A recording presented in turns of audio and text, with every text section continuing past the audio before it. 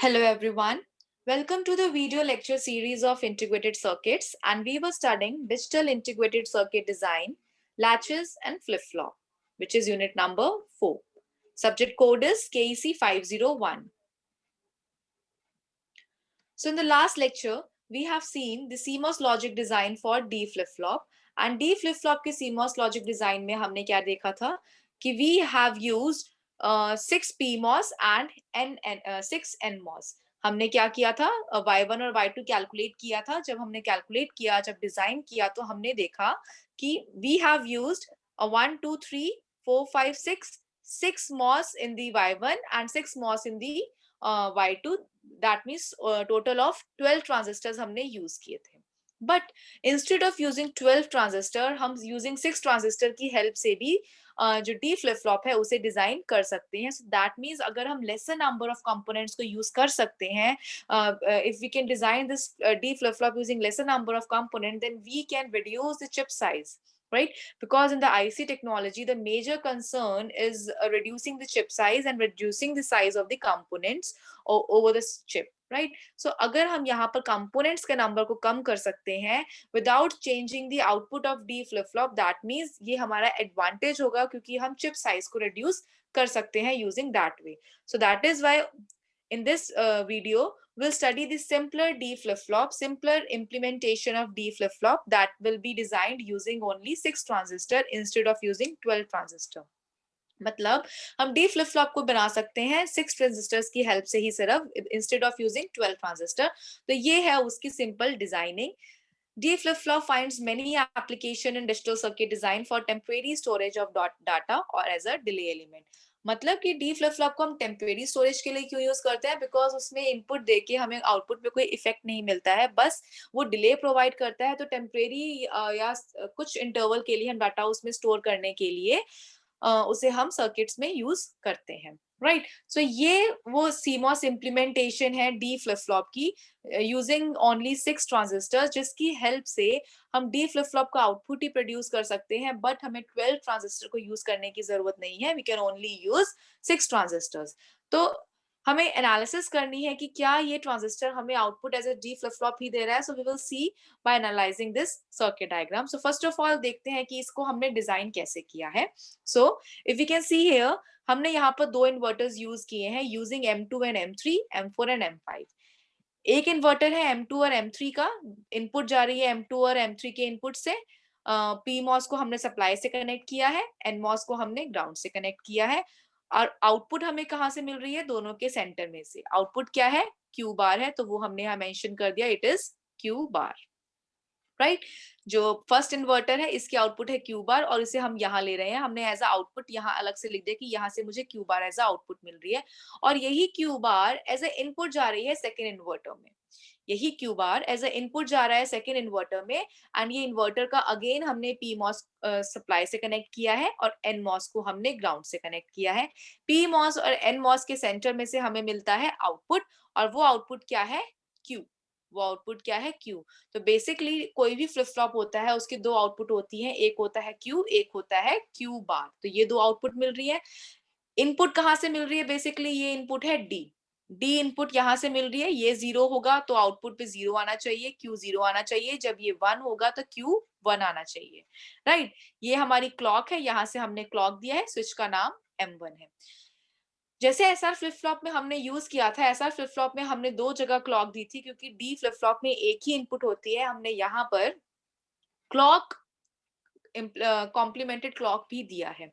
वो हमने फीडबैक में दिया है. कैसे? फीडबैक में हमने एक क्लॉक लगाया है, क्लॉक बार करके, यूजिंग M6 ट्रांजिस्टर, जो डायरेक्ट हमारा आउटपुट से कनेक्टेड है. अब इसको ऑपरेशन देखते हैं कि कैसे ये डी फ्लिप फ्लॉप की तरह काम कर रहा है. So first of all, first step क्या है कि D flip flop simpler implementation is designed using 6 MOS transistor. सो कैसे 6 से ही हम सिर्फ काम कर रहे हैं, लेट अस सी दैट. सबसे पहला केस हमने लिया है कि जब क्लॉक 0 है. जब क्लॉक 0 होगी तो इन दैट केस आउटपुट पर क्या इफेक्ट होगा, सबसे पहले वो देखते हैं. तो व्हेन क्लॉक इज 0, जब ये क्लॉक 0 हो गई, तो जब क्लॉक 0 होगी तो क्लॉक बार क्या हो जाएगा? तो क्लॉक बार 1 हो जाएगा ऑब्वियसली, जब क्लॉक 0 है तो क्लॉक बार विल बी 1। तो जैसे ही क्लॉक बार 1 हो गया, क्लॉक 0 होने की वजह से M1 जो है वो ऑफ हो गया, क्योंकि ये NMOS है, ये 0 होने की वजह से M1 हो गया ऑफ। लेकिन क्लॉक बार 1 हो गया और ये 1 होने की वजह से M6 हो गया ऑन। जब ये स्विच M6 स्विच ऑन हो गया तो इस स्विच के ऑन होने की वजह से ये जो लूप है, ये लूप एक्टिव हो जाएगा, राइट। और जब ये लूप एक्टिव होगा तो इस लूप के एक्टिव होने का मतलब क्या है कि ये एक मेमोरी स्टेज है, ये एक स्टोरेज स्टेज है। इस टाइम पर जो फ्लिप फ्लॉप है वो मेमोरी स्टेज में है, राइट। इस टाइम पे वो कोई आउटपुट प्रोड्यूस नहीं कर रहा है, इस टाइम पे जस्ट डिले फ्लिप फ्लॉप जो है उसने जो भी डाटा है उसके अंदर वो स्टोर कर रखा है, वो कोई आउटपुट प्रोड्यूस नहीं करता, राइट। तो जिस टाइम पे भी ये लूप एक्टिव होगी उसका मतलब ये है कि उस टाइम पे उसने वो जो डाटा है वो मेमोरी में अपने सेव कर रखा है। It is the memory state of the flip flop, right, when clock is 0। Now let us see what happen when clock is 1। Now in the second case, जब हमने लिखा कि क्लॉक 1 है, अब जब क्लॉक 1 हुई, तो जब क्लॉक 1 हुई तो क्लॉक बार क्या हो जाएगा 0। जब क्लॉक बार 0 हुआ तो M6 हो गया ऑफ, और M6 के ऑफ होने की वजह से अब कोई भी लूप नहीं होगा। दैट मीन्स अब कोई लूप नहीं है तो इसका मतलब अब मेमोरी स्टेज नहीं है, अब कोई ना कोई आउटपुट जरूर होगी, ठीक है, डिपेंडिंग अपॉन द डी कि डी पे हम क्या दे रहे हैं, ठीक है। तो क्लॉक 1 होने की वजह से M1 हो गया ऑफ, सॉरी, जब क्लॉक 1 हुआ तो M1 हो गया ऑन और M6 हो गया ऑफ, क्योंकि क्लॉक बार हुआ 0, M6 हो गया ऑफ, कोई भी लूप नहीं रही। अब क्लॉक तो हमने 1 दे दिया, अब डी पे इनपुट देते हैं। अब देखते हैं जब डी पे इनपुट देंगे तो क्यू क्या आता है। तो सबसे पहले हमने क्यू पे इनपुट दिया 1, क्यू पे इनपुट दिया 1, क्लॉक हमारा 1 था, तो ये 1 हमारा कहाँ पहुंचा, ये 1 हमारा एज अ इनपुट M2 और M3 पे जाएगा। जब ये इनपुट हमारा 1 M2 और M3 पर गया, तो जब ये 1 M2 पर जाएगा तो वो PMOS है वो 0 बन जाएगा, M2 ऑफ हो जाएगा और M3 ऑन हो जाएगा। जब M2 ऑफ हो गया, ये स्विच ऑफ हो गया, लेकिन M3 ऑन हो गया, तो जब पुल डाउन नेटवर्क ऑन है तो आउटपुट पे क्या आएगा, आउटपुट पे 0 आ जाएगा। दैट मीन्स Q बार हमारा 0 हो गया। अब जब Q बार 0 हो गया तो Q बार के 0 होने का मतलब क्या है कि Q1 1 होगा। कैसे, देखते हैं। जब Q बार 0 हो गया तो ये एज ए इनपुट जा रहा है M4 और M5 पर। जब ये एज अ इनपुट जा रहा है M4 और M5 पर, तो M5 पर जब 0 गया तो ये तो हो गया ऑफ, ये स्विच हो गया, ये जो स्विच है ये ऑफ हो गया। लेकिन जब ये 0 M4 पर गया तो ये 0 1 हो गया और M4 हो गया ऑन। तो इसका मतलब इस इन्वर्टर की जो आउटपुट है ये M4 के ऊपर डिपेंड करेगी, क्योंकि M5 तो ऑफ हो गया। तो ये कनेक्ट है सप्लाई से, तो आउटपुट क्या आ जाएगी, Q क्या आ जाएगा 1, राइट। तो जब ये Q1 आ गया तो इसका मतलब क्या है, हमने D दिया था 1, Q आ गया 1। यही तो होता है डिले फ्लिप फ्लॉप में कि जब हम 1 इनपुट देते हैं तो आउटपुट पर आता है 1, Q1 आ गया, Q बार हमारा 0 आ गया। सो ये तो जस्टिफाई हो गया कि जब हमने D को 1 दिया Q पर 1 आता है। सिमिलरली जब हमारा क्लॉक 1 है,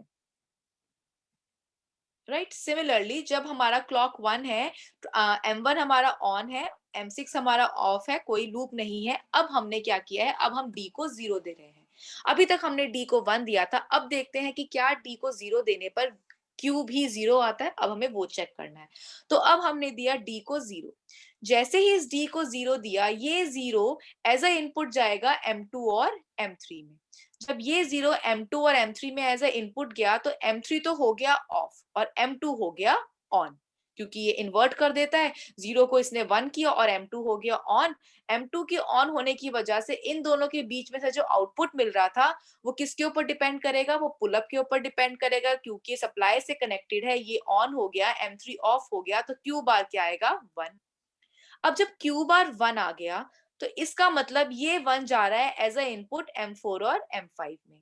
1 गया जब M4 में तो वो हो गया 0, क्योंकि ये PMOS है, उसने उसे कॉम्प्लीमेंट कर दिया। वो 0 होने की वजह से M4 हो गया ऑफ और M5 हो गया ऑन। तो जो इन दोनों का आउटपुट है वो डिपेंड करेगा पुल डाउन पर, और जिसकी वजह से जो Q बार आउटपुट है वो हो गया 0। हमने इनपुट क्या दिया था, इनपुट हमने दिया था D0, आउटपुट आ गया Q is equal to 0। So that means हम देख सकते हैं जब हमने D1 दिया Q हमारा 1 आया, जब हमने D0 दिया Q हमारा 0 आया। और यही फंक्शन होता है डिले फ्लिप फ्लॉप का, कि वो डिले के साथ वही आउटपुट प्रोवाइड करता है जो हम इनपुट में देते हैं।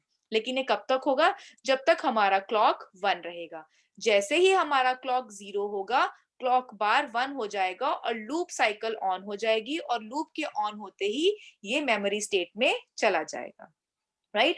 As soon as clock becomes logic 0, clock bar will be 1 and there will be loop again and D is stored. जो भी D की वैल्यू थी वो stored हो जाएगी अपनी memory state में, right? So this is how D flip flop works. So here we can see कि D flip flop को instead of using 12 transistor हम 6 transistor की help से भी डिजाइन कर सकते हैं, और जिसकी वजह से उसने फंक्शन वही प्रोवाइड किया एग्जैक्ट D flip flop वाला, लेकिन साइज रिडक्शन हो गई। जहां हमें 12 मॉस यूज करने थे वहां हमने 6 मॉस यूज किए, साइज रिड्यूस हो गया और सेम ऑपरेशन उसने प्रोवाइड किया। So this is how we can design a simpler implementation of D flip flop. So if you have any query regarding this simpler implementation of D flip flop, you can post your question in the comment box. Thank you so much.